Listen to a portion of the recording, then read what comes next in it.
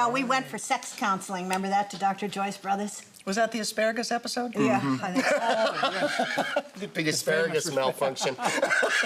Yeah, she broke down in tears at the table. I think. Didn't the somebody censors held cut it up that? and They did cut The it. censors cut? Yeah, you broke. You picked it up. I You picked up a it spear of asparagus, and it kind of went Wilted? like that, and I burst into tears. And, But they cut it. because we were having a what do they call it now? You can't get away from it on TV. Erectile dysfunction. Oh, yeah. Did they really say comes that in on TV during dinner. commercials? Yes, they do. Yes, they do. And the censors cut that. Yeah. Who was Campanella? I don't remember. He I think was he her was one of suitor. my many boyfriends. Was he? I was a horny slut on the show. It's actually a lot of boyfriends. He was a neighbor of mine. He had a big house and a bunch of boys, a bunch of sons. He was a good guy. Really nice man. Yeah. Has he left us now? No, I not that I know. Yeah. I did. I'm sorry. This is a digression. But I'm back. I admit. But I died October 1st. Did you know that? On the internet. Of last year? Yeah, did you read that? I was reading Really? up after Yeah. you told me that. Yep. I died. It was announced on Wikipedia that October 1st in Santa Monica. I I wonder how died. that happens. You know, Somebody I was, put it Well, in. It's a hoax. It's just a hoax. My mother called me, and that was about the same time, and had heard that Vicky died, that you had died. You did too. I said, I come don't on. know, I don't Somebody would have called. And it was last year in the fall. I don't understand. There's a lot of hoaxes. What would cause anybody to do that? I mean, I remember years ago that happening to me because it was a jolt. There was a tap teacher that used to work, and he had a studio way down in South L.A.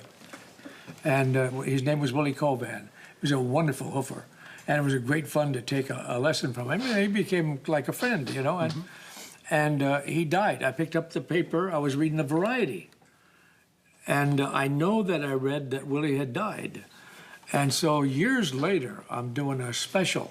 Arthur Godfrey was on it. I can't remember what it was about. But anyway, we were in this little theater, and suddenly from the back of the theater, somebody calls my name, and I look up, and Willie Kovan is walking toward me, and I damn near had a heart attack, you know?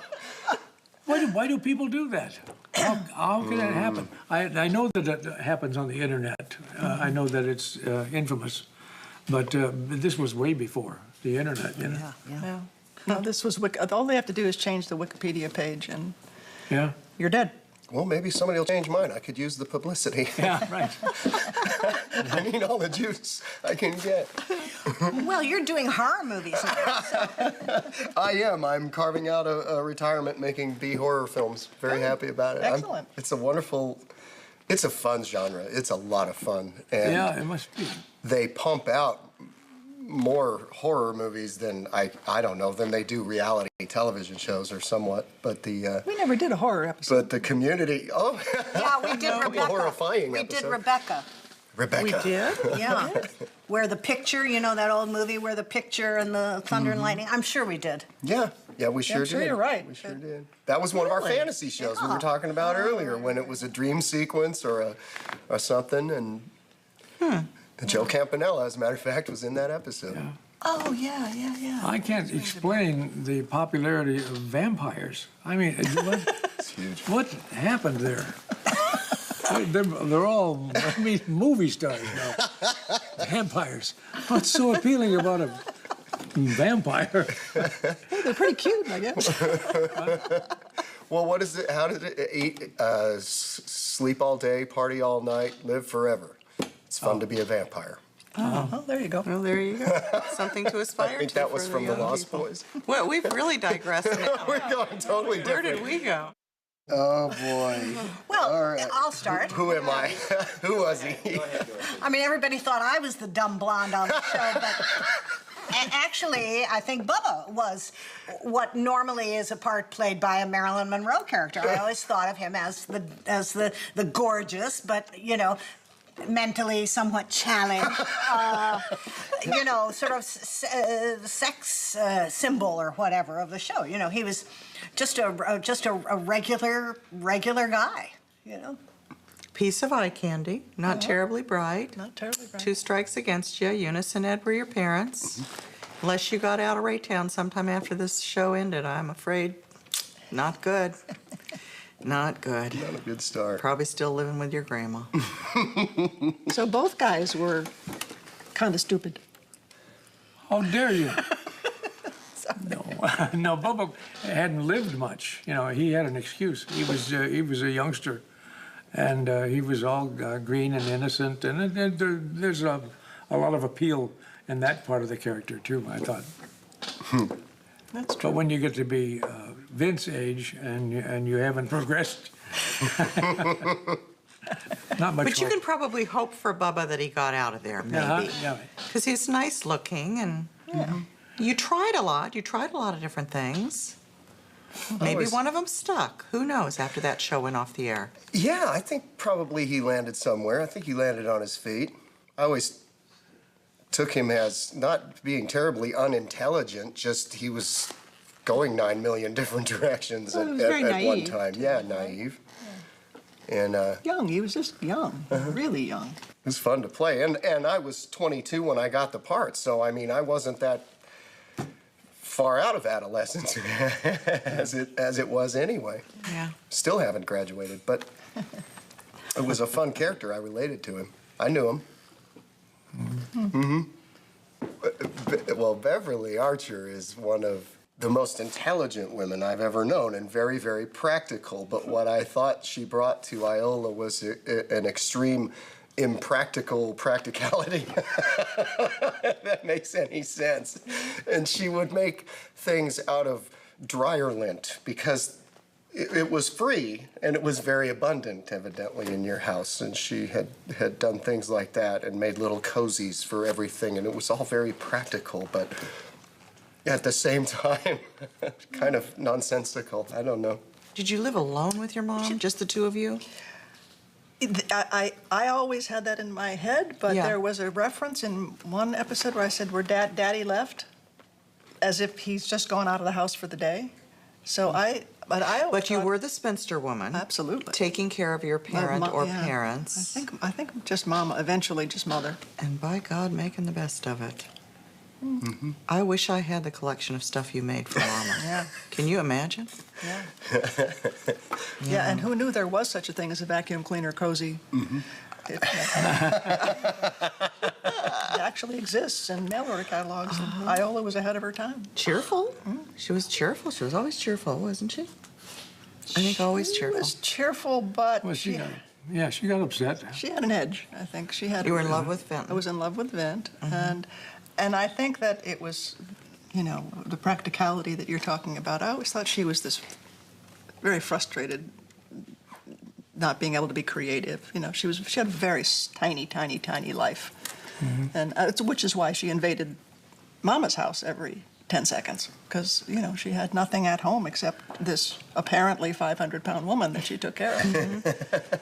Oh, I don't remember that. Oh, yeah. She was Oh, obese? yes. The mother Mrs. was so Boylan heavy, was, she couldn't get out of bed. Yeah, yeah. And she would take up 3 stools at the diner, and yeah, that was a constant reference. So I think she was very, very lonely and isolated, and that's why she was, although it won't be on the family tree, but she was definitely made herself part of that family because she didn't have one.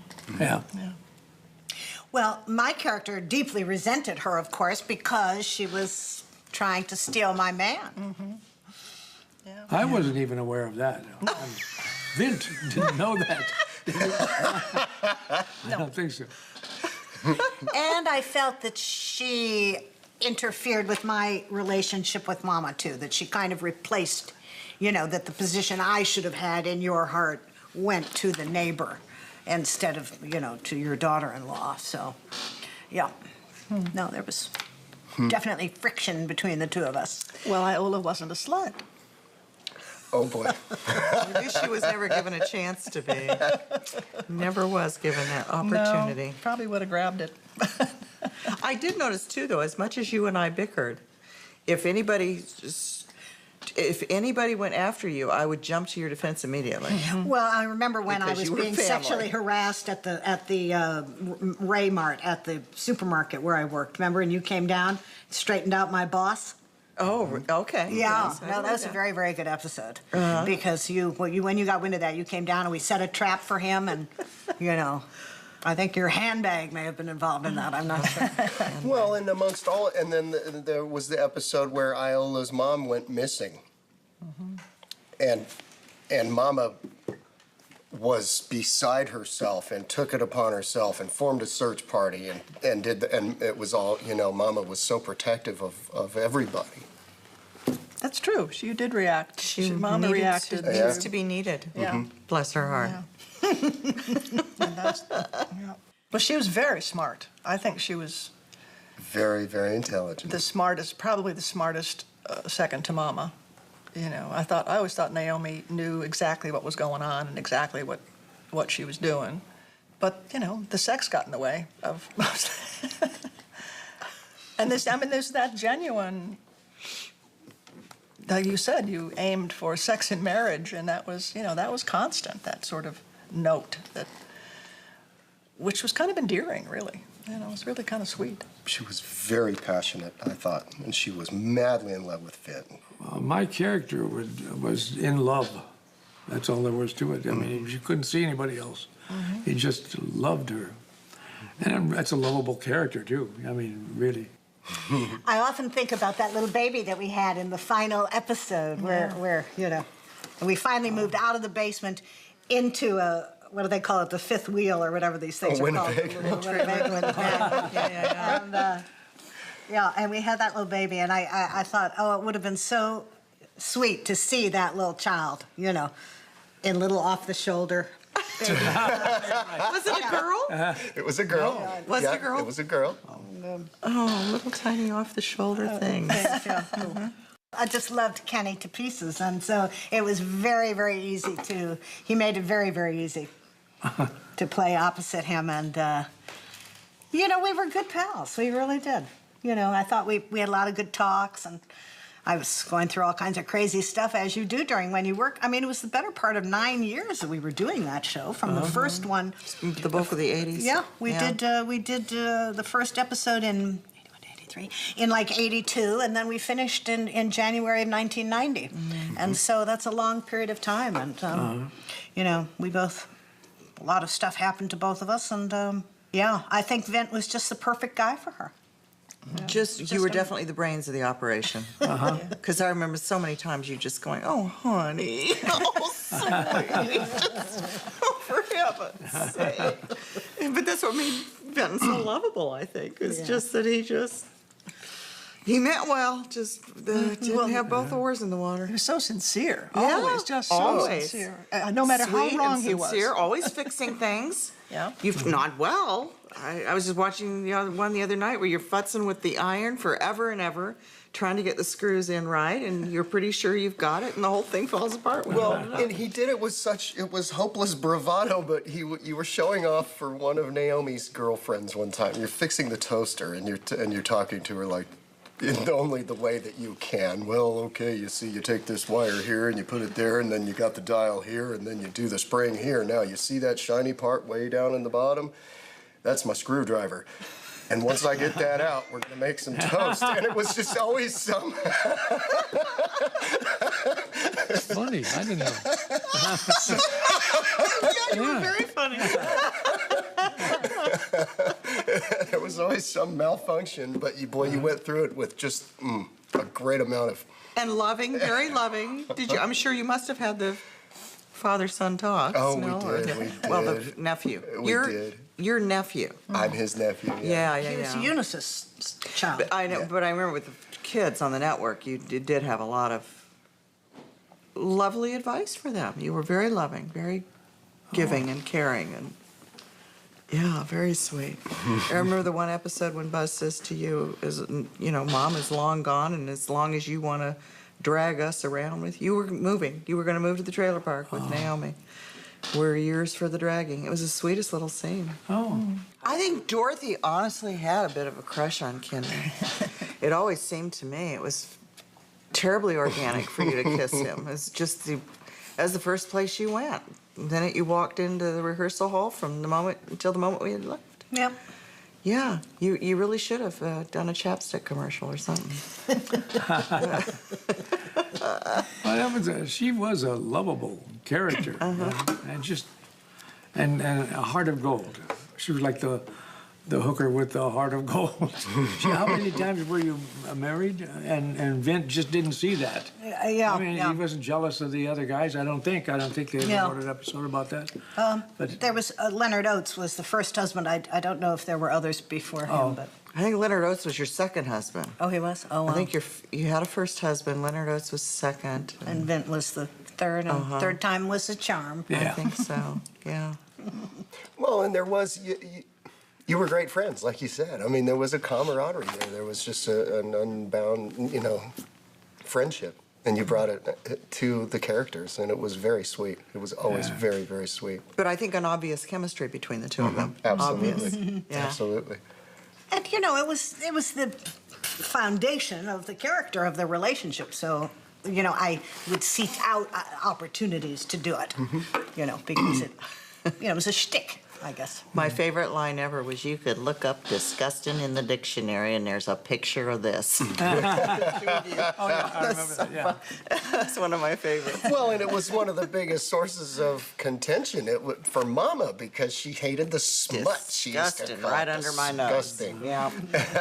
So it added to the And you stress. two had an alliance against Mama, I mean, as a defense, against Mama. Not that, as we said earlier, Mama would jump to your defense whenever necessary, but you two had an alliance that was unique, I think, in the construct of the family.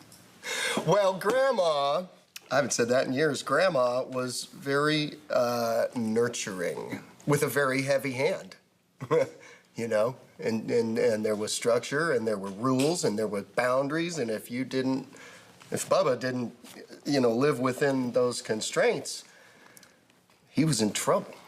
But he responded to it. I think structure is one of the biggest things missing in adolescence today, and I remember playing that character, and although he made choices that got him in trouble, show after show after show, he responded to structure and to being accountable, and she kept him that way. And As children do. Well, yeah, and he worshipped her. He cherished her. I had this kind of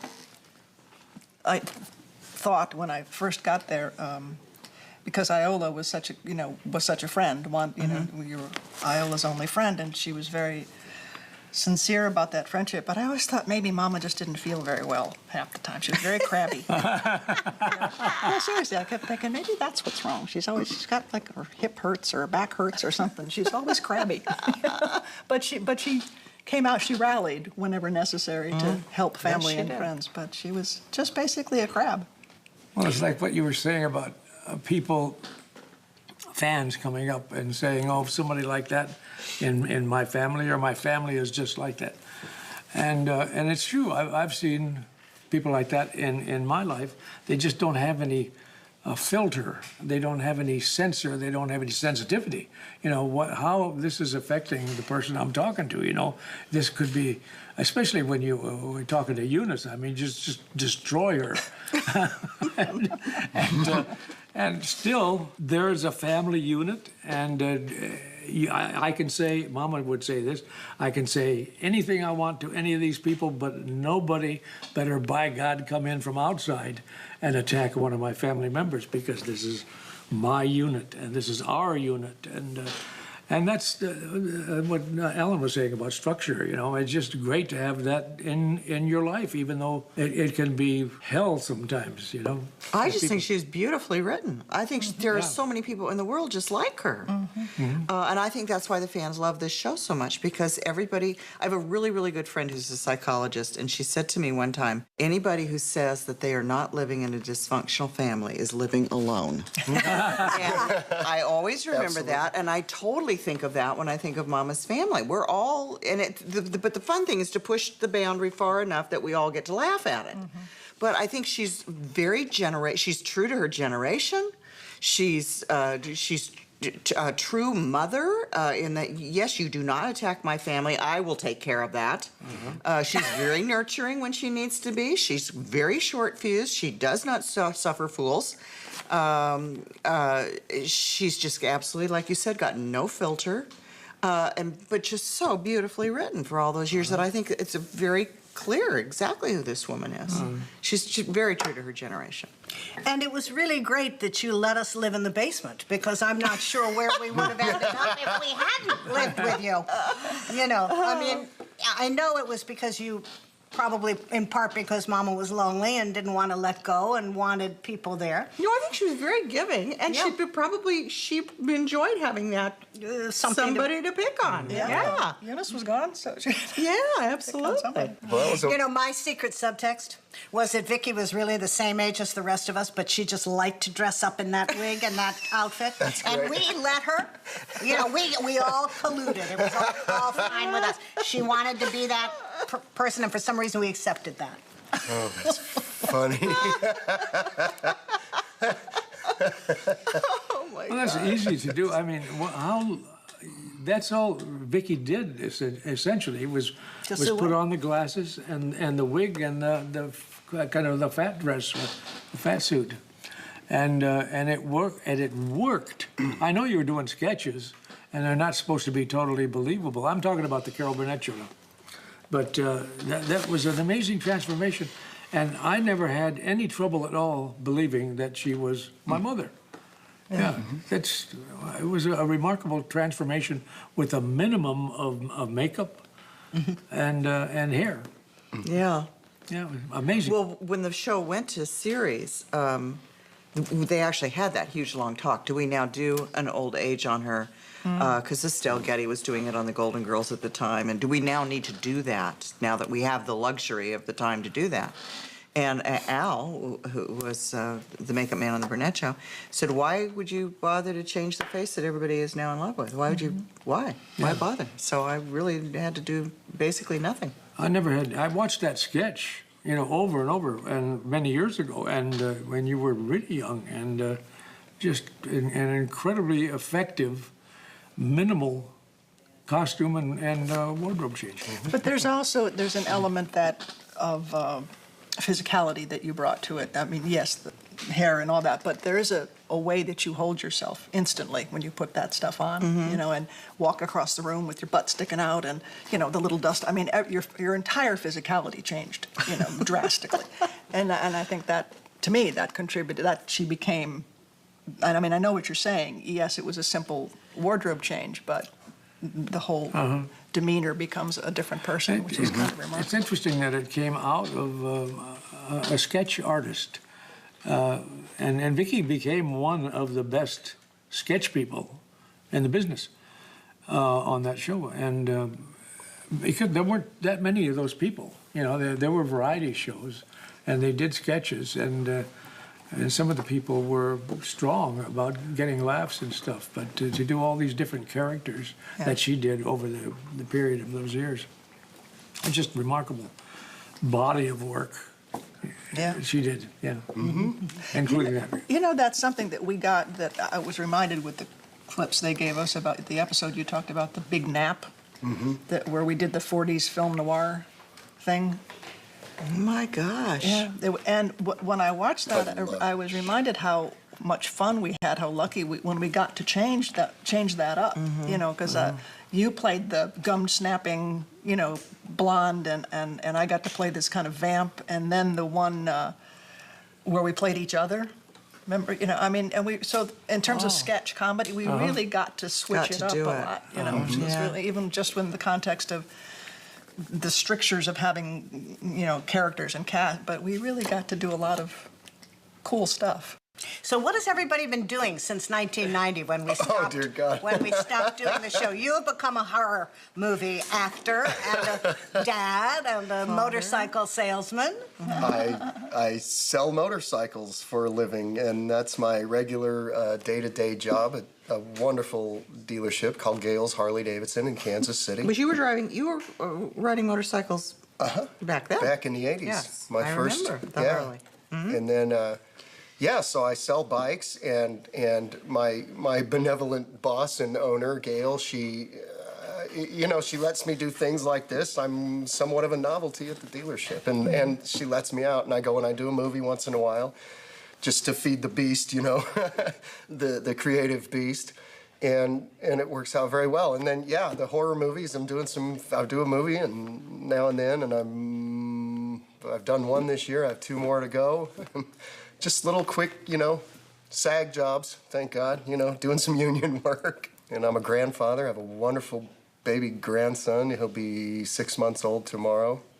And my daughter has become a terrific mother and very determined and extremely nurturing and dedicated and devoted and all of those things. And my son Joe is 21 years old, and we had a picture of him at the Vicky show, at the talk show during our first reunion when he was a little baby sitting in a thing. Wow. And just a wonderful guy. Wonderful guy. 2 of my best friends are my kids, and the baby's dad, Kaysen, is doing well, and I'm just living. And you're doing pottery. I'm fascinated. I have to get a piece I of don't do pottery. ceramic, excuse me. Ceramic. No, Yeah. I don't throw. I hand build, I sculpt. Oh, I okay. study sculpting. And do you still have antiques? The antique? No, I gave up the shop. I did that right after we stopped. I had a Major Dad series that was also about the same run, about the same amount of time, but I retired from acting 10 years ago, and had the antique store in the little town where Dorothy now lives because of me, I think. She bought it. Absolutely. Why would I have moved to the Catskills? And then I left. And then I left. So you followed Beverly? No, to she was the- passing through, kind of visiting, and it was a beautiful, beautiful, beautiful area. And Dorothy found this farm that was for sale. Well, my second marriage had packed up, and I think Beverly sensed, because we were very close friends, that I was without a plan for my life, So when I went to visit her at the shop, she said, there are a lot of nice places around here for sale, and really cheap, because, of course, it's in the middle of nowhere, up on this mountain. And so we looked, and I just bought one, kind of on an impulse. And I live there now full-time it's a chicken farm. I raise eggs and sell them to the local hotel and to the markets, and neighbors know to come in the back door, put $3 in the jar, and take their dozen eggs. And I have my horses living there with me, and I also have 2 grandchildren now. My son and my daughter both have spawned, and the youngest one hasn't had one yet. But I've become a filmmaker since I moved up there. I've made 2 narrative features and a documentary film since I moved up there, and have another one in my head. And I also became a teacher at the New School in New York, and I taught directing there for 6 years. And occasionally I act, I did a regional theater production in November, which was fun. And, I have a couple of auditions tomorrow in the city when I get home. So, yeah, that's me.